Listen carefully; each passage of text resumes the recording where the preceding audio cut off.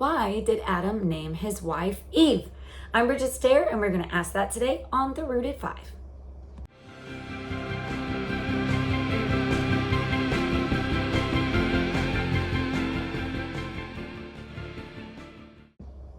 Welcome to day 5 of week 3 of The Rooted 5. We've been reading through Genesis 3, the fall of man, and today we are going to wrap up that chapter. But let's first say our memory verse, which is from chapter 3, Genesis 3:15. And I will cause hostility between you and the woman, between her offspring and your offspring. He will strike your head and you will strike his heel. Again, that is Genesis 3:15, which we learned as a prophecy.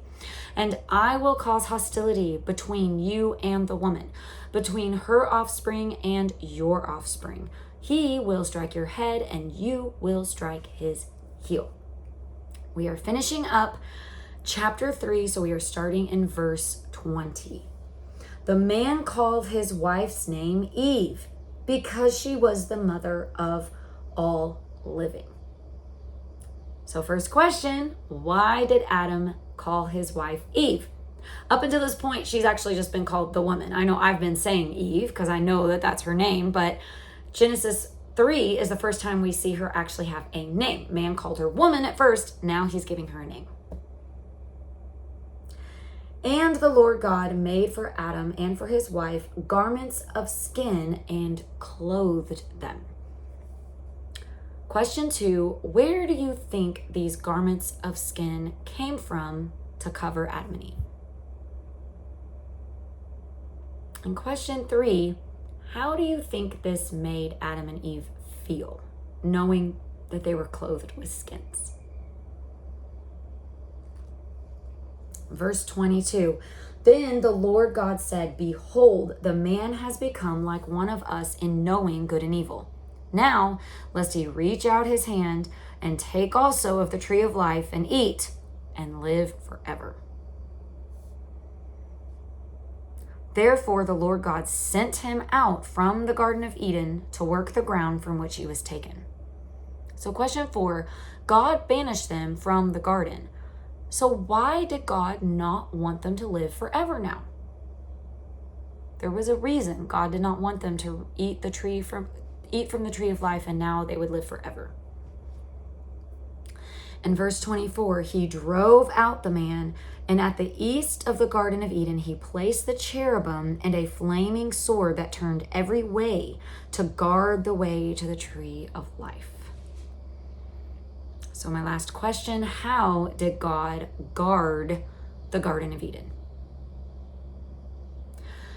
And first, for a misconception, a lot of kids and a lot of adults, actually, when we hear that word cherubim, we think of those cutesy little angels that, of course, back in the 90s used to be on little heart boxes and little figurines and the little cute pictures of cherubim. Well, actually, if you look in the Bible, cherubim, it was used in Genesis and then a lot in Exodus, because these were the two angels that basically are described as the throne of God when he comes to visit in his tabernacle on earth.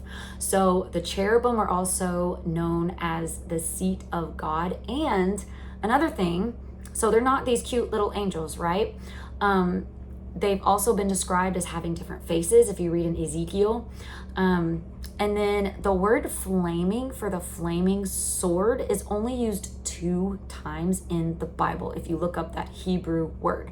So it's used here, and it's also used in Exodus when it's describing the wise or the wizards that went up against Moses. And it actually means like basically magical. Okay, so this sword was not just some sword that you picture of just the angel going back and forth with this flaming sword. It was like an enchanted sword. So I doubt a cutesy little angel was holding this amazing sword. And I love how it also says that it turned in every way, like it turned every way to guard it. So this was something supernatural. This was not a sword made by human hands, right? This is some type of supernatural sword that was held by a cherubim and guarded by a cherubim. So I doubt this was a cutesy little angel. That's kind of a misconception that kids and even adults have in our brain when we hear the word cherubim.